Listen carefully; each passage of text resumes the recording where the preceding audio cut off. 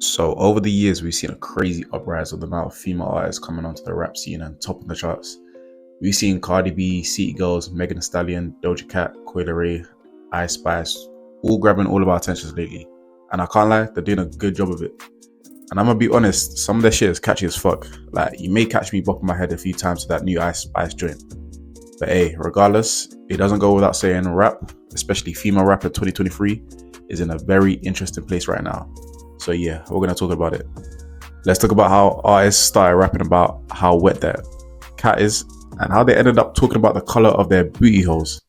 Huh? But first of all, we gotta rewind all the way back to the early days of hip hop, the 70s and the 80s. Probably the most widely known female rap group went by the name of the Mercedes Ladies.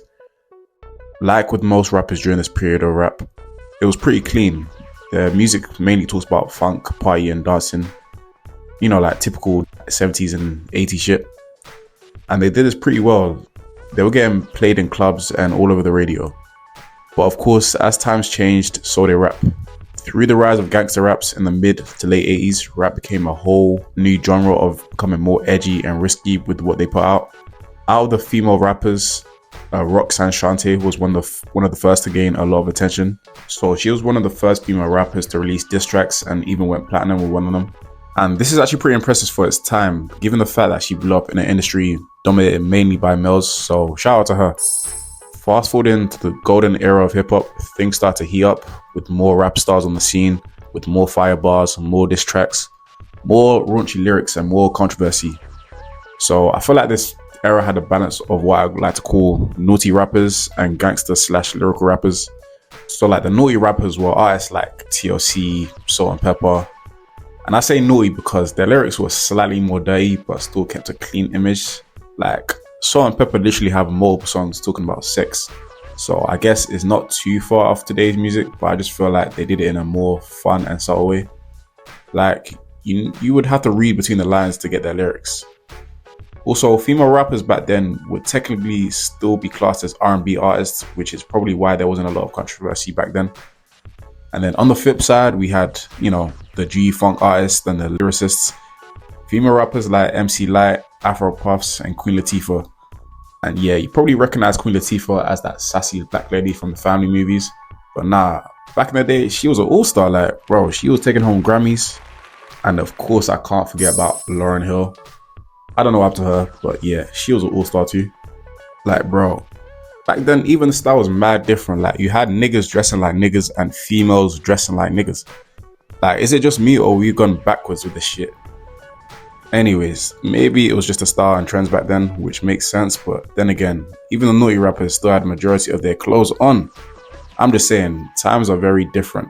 And I feel like the next few rappers I'm about to talk about were the catalyst to the reason why we got from here to there. So now we're in the mid to late 90s where rap took a shift. We had Lil' Kim, the Foxy Browns and the Eves. This is where female rap really started to become more considered over the top. With their rap centered around sex and seduction, Lil' Kim was hella influential. She introduced a more sexy style of dances and more feminine fashion. And I can't lie, actually I found this music dope. Like, I felt like female rappers back then finally found their sound. It was just more authentic and bold. And you could see this confidence. You could see the confidence through her music. Like, female rappers back then were dressing how they wanted to, being who they wanted to. And it worked out. Like, they gained massive success in the long run from it. So Lil' Kim's confidence and success opened doors for other female rappers to come after her and express their own styles like Missy Elliott and Remy Ma. But up until this, the rap scene was pretty quiet for females, up until around the 2010s. So we're going to talk about Nicki Minaj. She is generally considered the greatest, and it makes sense. Like, she had everything. She had the persona, the image, the talent. So much talent. Lord have mercy. We must stay focused, brothers. We must stay focused. But nah, for real, she had the full package to become a superstar, and you can kind of see the similarities and influence of Lil' Kim and her. Like, if you put these two together, I would have thought these guys were sisters. Like, no joke. Nicki popularized twerking and the boss B movement, I like to call it. Like, for real, like, Nicki got a whole cult of people called the Barbs. A whole group of people following the mentality of girls doing what they want without judgment.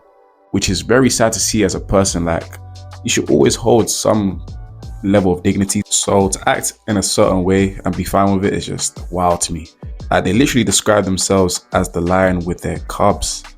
Like, what? Crazy stuff. And so after Nicki, we essentially had different variations of her, each one getting worse down the line.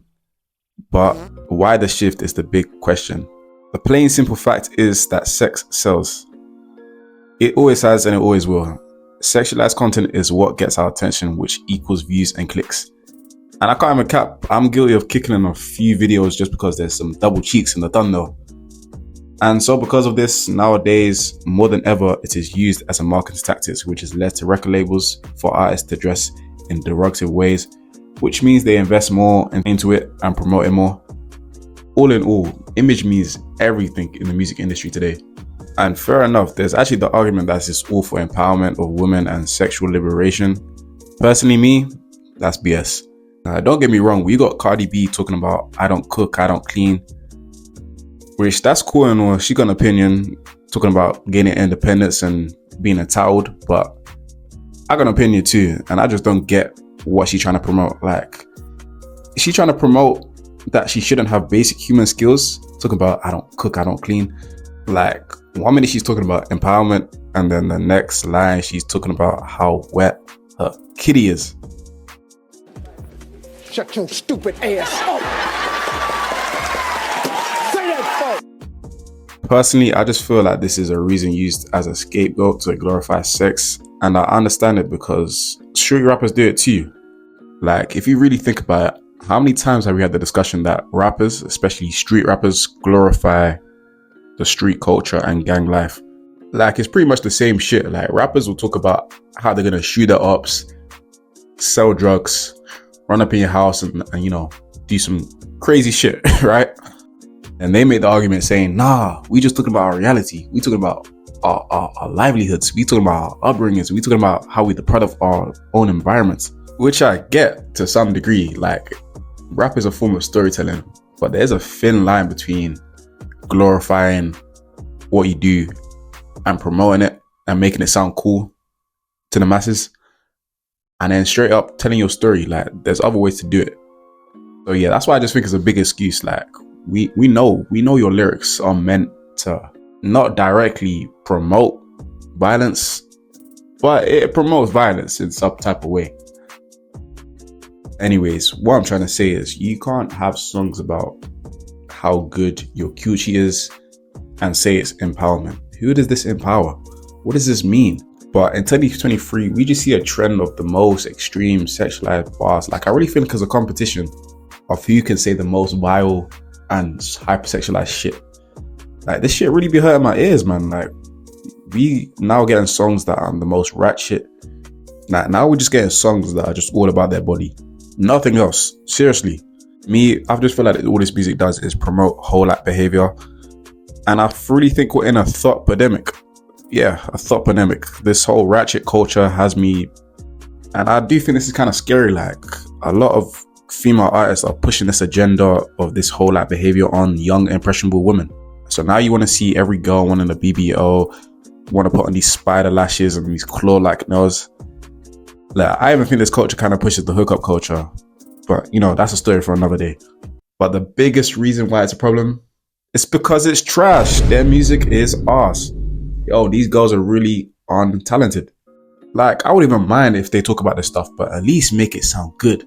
At least have some substance. Can you do that? And this ain't talking about Nicki Minaj or the Lil Kims, like, because they actually had bars. Like, you can actually see they took the time to perfect their bars to become good rap stars. But I'm talking about these TikTok viral stars of today. Like, they really be insulting my ears. The quality of music has just gone down so much. I can't sit through a whole song without hearing all this hypersexualized stuff. It just gets cringy. Like, it's like they ain't got nothing else to rap about. If we're really going to be honest with ourselves, the only reason why these female artists are getting as much attention as they are now, mainly because of their looks. Like, no other reason. They are just, it's true, like, the majority of the female artists we see today are attractive women, you know, with nice bodies and big ass titties. And because of that, a lot of these female artists are known simply because of their looks.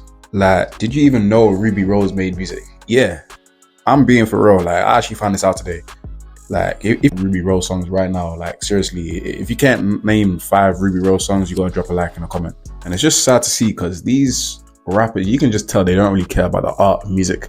Like, I think Cardi B even said it in one of her lives on Instagram or something.